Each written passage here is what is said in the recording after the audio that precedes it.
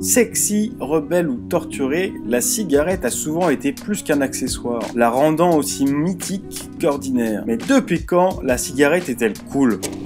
Le tabac est fumé depuis l'Antiquité en Amérique du Sud et en Amérique centrale. Au XVIe siècle, les colons européens le ramènent avec eux et introduisent sa consommation par la pipe et le cigare. D'abord au Portugal, puis progressivement en France après qu'un ambassadeur l'ait recommandé à la reine pour soigner les migraines de la famille royale. Le tabac devient ensuite pendant des siècles un monopole d'État où tout autre producteur ou revendeur sur le sol français est jugé comme contrebandier puis enfermé. Durant la Première Guerre mondiale, les États américains et français offrent du tabac à leurs soldats sur le front. Les cigarettes roulées remplacent rapidement les pipes car le tabac n'a pas besoin de rester au sec dans les tranchées humides. Et ne pas avoir à les rallumer est moins dangereux dans certaines zones où il ne vaut mieux pas indiquer sa position. Le tabac est une des seules distractions des soldats et la guerre finie, cette habitude les suivit. Quelques années plus tard, bien que les profits du tabac soient colossaux, sa croissance modérée de l'entre-deux-guerres oblige les marques à se creuser les idées pour satisfaire davantage leurs actionnaires. Et c'est dans ce but que George Hill, président de l'American Tobacco Corporation, fait appel à Edward Bernays. Bernays est le neveu du psychanalyste Sigmund Freud. Mais surtout, il est pour beaucoup le père de la propagande politique et publicitaire. À l'époque, 3 hommes sur 4 consommaient du tabac.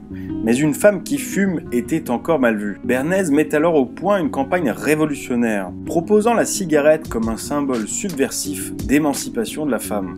À cette époque, le mouvement des suffragettes manifeste pour l'obtention du droit de vote. Bernays engage alors des femmes pour qu'elles aillent marcher au défilé de printemps 1929 à New York, puis contacte quelques journalistes et leur indique qu'un coup d'éclat va arriver. À un signal donné par Bernays, chaque femme sort une cigarette et fut prise en photo déclarant aux journalistes qu'elles avaient ainsi allumé les torches de la liberté. Désormais, la femme émancipée devient fumeuse et les ventes de cigarettes reprennent leur croissance. Quand la Seconde Guerre mondiale éclate, les cigarettes américaines qui étaient gratuitement distribuées à leurs troupes commencent à se répandre en France. Les 3 décennies suivantes marquent l'âge d'or de l'industrie du tabac. Les Américains, forts de ce nouveau marché, investissent un argent sans précédent en publicité. Des centaines de campagnes voient ainsi le jour où il vous est conseillé de fumer par le président, John Wayne, le Père Noël, des médecins, des dentistes, des physiciens ou vos propres enfants. Des publicités vous promettant des cigarettes toujours plus douces pour votre gorge, qui vous aideront à conquérir toutes les femmes ou éviter un double menton. La cigarette est également l'apanage de la femme moderne, forte, libérée et séductrice. En France, c'est l'accessoire de figures inspirantes comme Catherine Deneuve, Jacques Brel, Serge Gainsbourg, Simone de Beauvoir ou Françoise Sagan.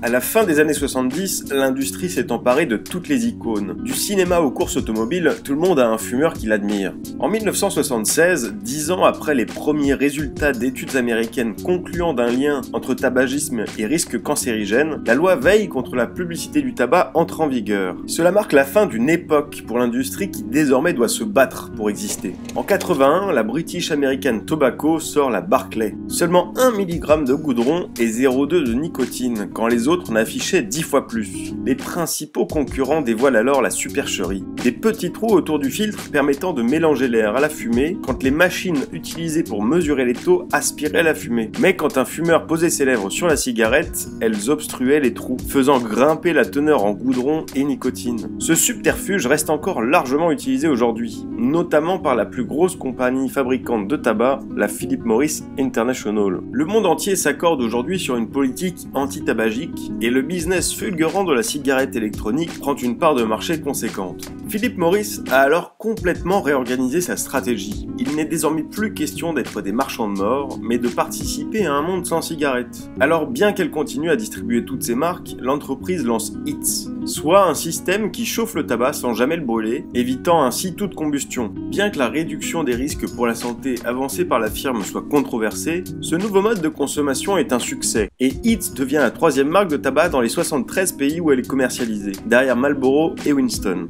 Bien que l'industrie n'ait plus le droit de sponsoriser ou de directement tenter de séduire ses consommateurs, le tabac est présent dans près de 90% des films français récents et reste encore aujourd'hui le symbole du sexy, du tourment, du style d'un autre temps ou d'aujourd'hui. Mais face à l'augmentation des taxes et à la diminution du nombre de fumeurs, pendant encore combien de temps cela peut-il durer ?